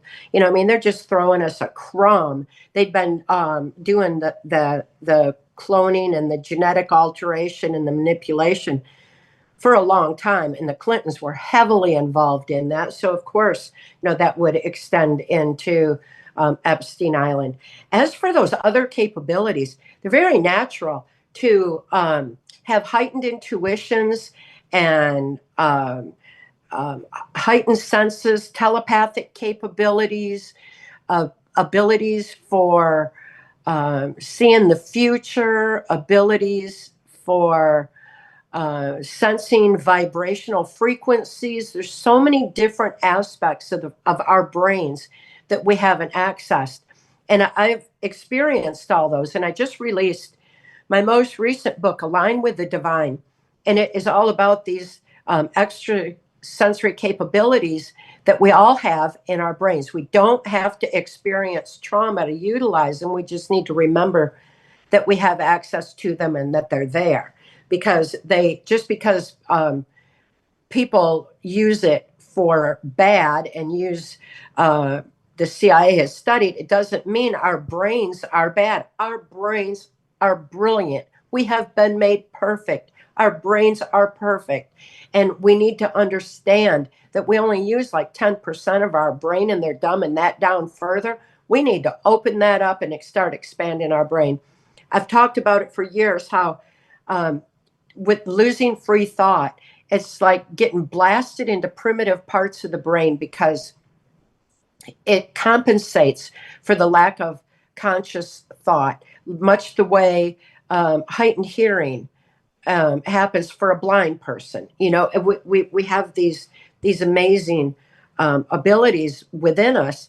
We have 44 times visual acuity, heightened endurance, ability to regulate our own blood flow. Look at what martial artists can do with pain and seeming to move faster than time. You know, I mean, there's so much that we are capable of when we go within and align with the divine. So all these different abilities, just because bad people used them doesn't make them bad. And I have found it was very key in my healing process to utilize those capabilities for myself, having heightened intuitions, having a sense of vibrational frequency, telepathy. Those capabilities allows for a self-protection measure that is more than usual and actually can calm down the overactive adrenal system.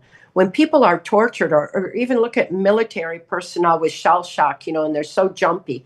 Whenever something like that happens, all that can be calmed down when we access the other abilities of our brain to be able to protect ourselves. So they're not necessarily bad things.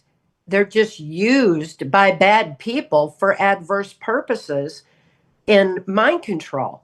But the reality is, it's our brain. If somebody can manipulate that from outside of us, imagine what we can do with full realization of what we've been blessed with, and using our strength of spirit to drive it, to use our freedom, to use our free will to drive that for the betterment of humanity and for a better connection among us all. So there's so much to it, and we don't want to lose the beauty of how we've been made just because other people have manipulated it. Absolutely. And like you had said before, you have a new book out. It's called Align with the Divine. This is on trance-formation, TRANCE-formation.com. That's Cathy's website.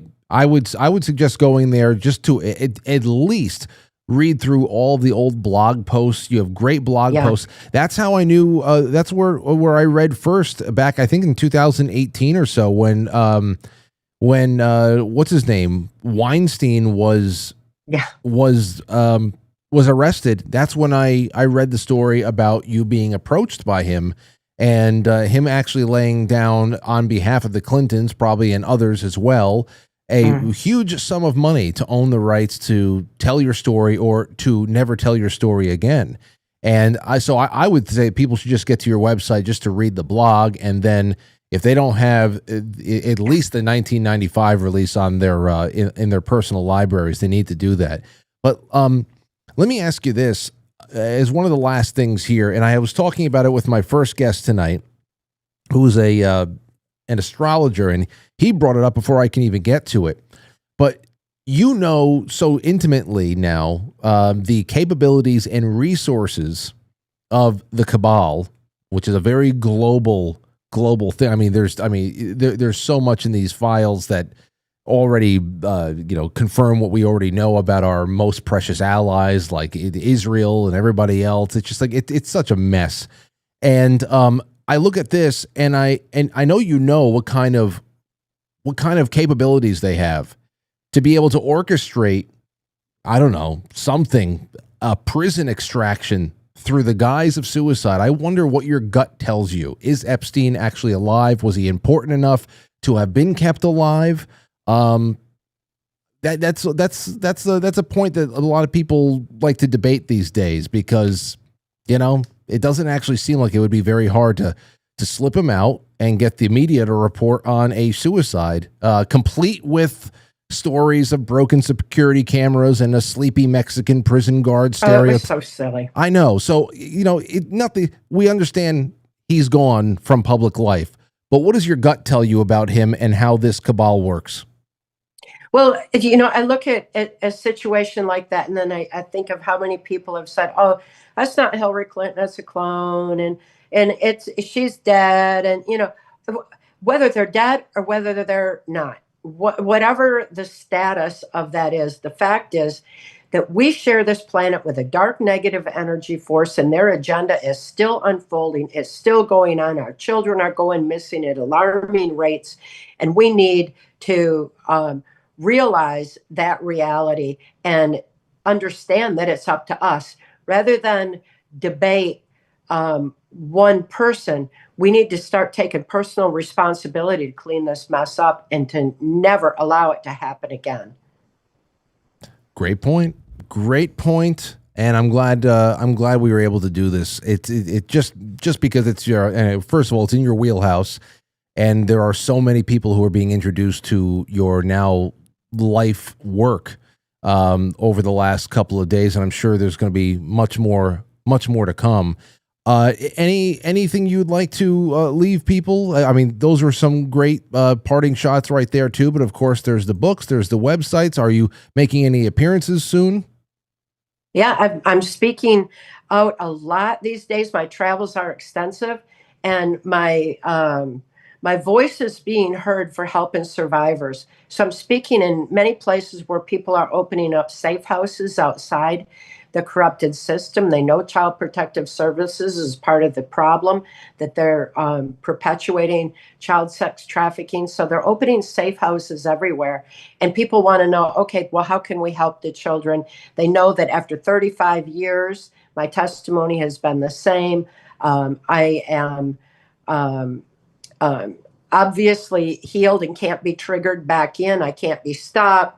The strength of spirit, I've been able to not only heal, but reclaim my birthright to live the love I am and live my life's purpose. So that is information that is valued, and I'm able to share that everywhere. I'm part of ARC training, the Association for the Rescue of Children, which is something everyone everywhere should look into. They're empowering people to take action in their communities outside the system. They're absolutely amazing, comprehensive, highly intelligent course. And I like being part of that to be able to empower people into action. So right now, I'm as busy as I can possibly be. I'm treated with the utmost respect, and I'm honored that my healing information is reaching so many, and I'm thrilled that I'm able to carry that information forward for Mark as well, for all that he gave this world by rescuing my daughter and me and giving me the keys to healing. Now I'm sharing those keys with everyone else because it's our birthright information. It is our right to access knowledge that's our defense against mind control, to access all the capabilities that we have. We've got a long way to go to start exploring our minds. We got to reclaim our free thought, expand our thinking, and wow, we got a lot to discover. Yeah, we do. And absolutely rest in peace, Mark Phillips. Thank you. I can't thank you enough for making time for us. As you said, I have to imagine things are busy. You're always writing, Yes. You're always on the move, but it seems like 30, 35 years or so worth of momentum is bringing you to a point where, I really hope that a lot of people find people like you, who are going to be patient enough to break the bad news and also the good news. The bad news being, hey, all the stuff that you're learning right now is true. The good news, The good news is that there is a much brighter future on the other side of that. And thank you for the time tonight, Cathy. All the best to you, and can't wait to speak to you again. Thank you so much. Okay, there she goes, Cathy O'Brien, everybody. And that's what we have. That's what we have. Listen, I have to get off the show. I have to get off air in about 5 minutes. So give me a call. I'm going to open up the line. give me a buzz, 914-200-0269, 914-200-0269. You can be, let's just 30 seconds. Call up, spit something out, a quick exchange. And then I'm going to go and meet up with our good friend Matt Christensen for my monthly appearance over there to disappoint all of his people in his chat rooms. You know what? This also reminded me of when I was reading the cloning and designer babies thing, and especially the other thing there too. The caravan trip has been wonderful in meeting people that are stage 3. These are people who are developing different perspective of reality and discovering the gifts that they have. Also in rallying others who have a strong interest in this area. Among the new projects emerging, including a base to use science-based approach and Eastern practices to help sort these stage 3 people out. Eastern practices. So yeah, they're trying to dip into the powers of the mind. 850, go ahead. Hey, Frank, how you doing? Who's this? This is Brian from Kentucky. Brian from Kentucky. What do you got? I was listening to Jeff Harman, and he was talking about Uranus come around every 84 years or something. That kind of lines up with that the fourth turning, which I know you've mentioned in the past. Yeah. So, I thought you were about to make a joke about Uranus. So no, that's too easy. I was waiting. It's like, okay, here we go. No. It's true. That's 75 year, almost like 75 to 80 year about cycle. 80 years. Yeah. 75 to 85 years. Everything comes around full circle, and then it starts again. The cycle. And great guest, great talk, and that stuff. I mean, everything's crazy right now. But if there's anything I want to get through to everybody is, I get a little upset with people that think that the Democrats are falling apart because they're so discombobulated. Doesn't matter. All right. I mean, Brendan Dilley talks about, don't worry about it. But you know what? Worry about it. Even who you had, Robin McCutcheon the other night. She's a real red pillar, like everything's going to be all wonderful. I'm concerned because they, just like your last guest, there's a lot of crap out there and a lot of crappy people doing a lot of crappy things, and nothing's given. I'm with listen, I'm with you, especially when it comes to midterms. There's something about it. And you know why? And thank you for the call. You know what it is with midterms? There are the historic cycles about how they treat incumbents very, very poorly. But there's also just the human psychology aspect of it. 2024 was such a big push. There was so much emotion, so much urgency behind it. Then you win big that night, and all of a sudden there's a big sigh of relief, a gasp, and you wonder how many people feel like, all right, well, there we go. We got four years of Trump.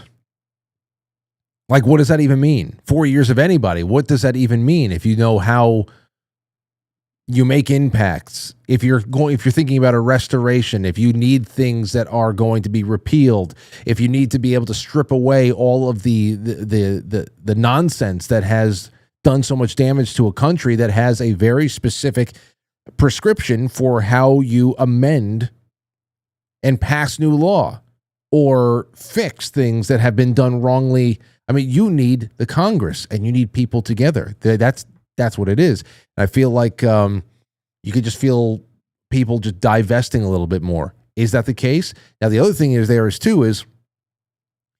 what is going to be able to be forced through to make voting a little bit more, I don't know, honest. There's a whole lot of output. There's a whole lot of outcome, and a whole lot of output. There's people that showed up in 2024. I don't know. I don't know how much of that is really going to be duplicated again, especially after a year's worth of headlines that have been mixed for a lot of people. This Epstein thing has been a mixed bag and not all very positive for the administration. There's not that there are people who voted for Trump who are just going to vote for any Democrat, but there's probably going to be some people who don't vote at all. And other people who just don't understand the importance of the midterms because they think that all you need is 4 years of a president and their executive orders. I don't know. So I think about that all the time. To completely dismiss that is not smart.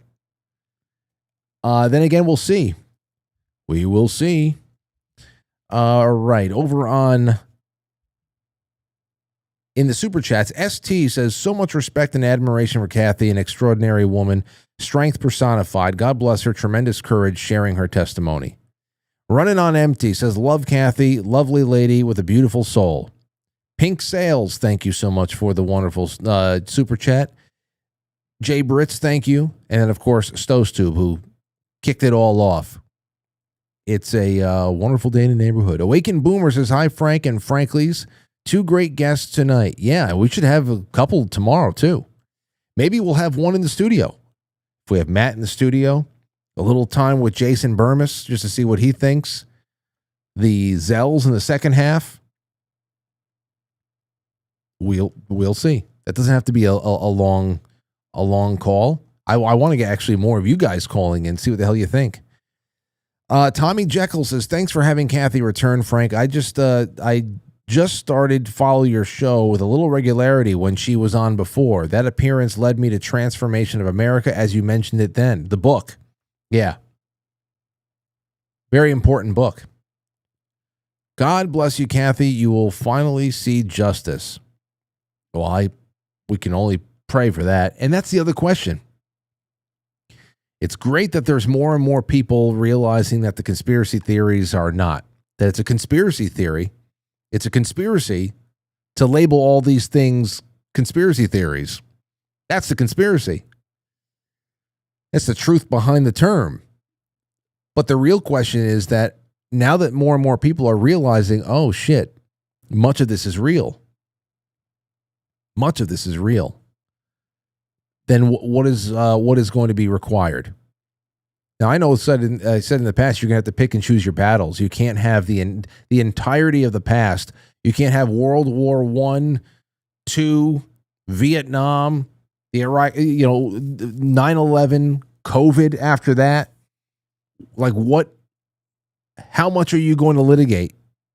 How much of the past are you going to go back into, relitigate, and assign new blame and assign new reparations? And I don't know. You can't. You're going to have to be able to just let some things go in order to build a future.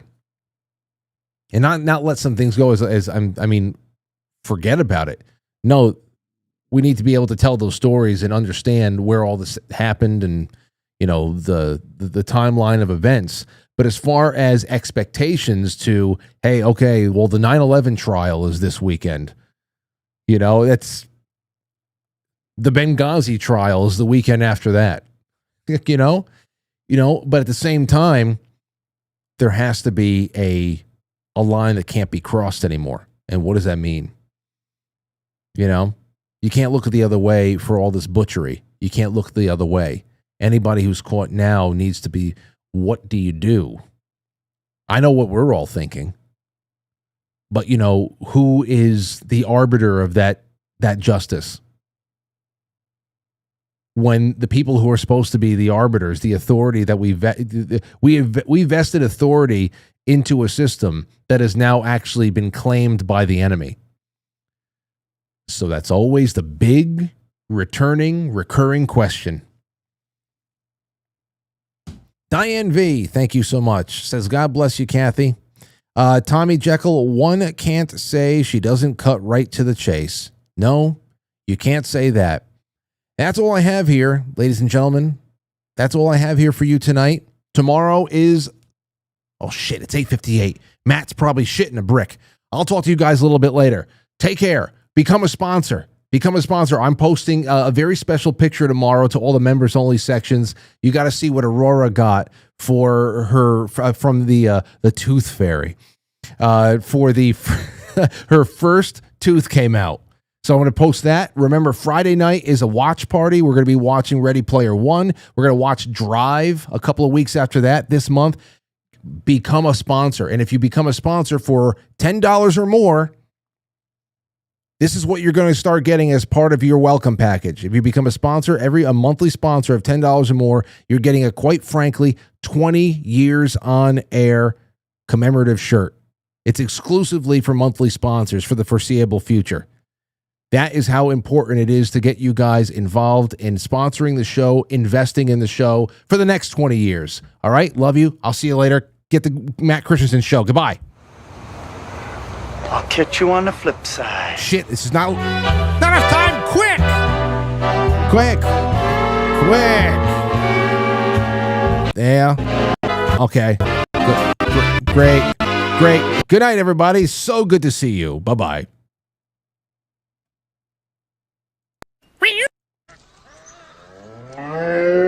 Good job. Will you shut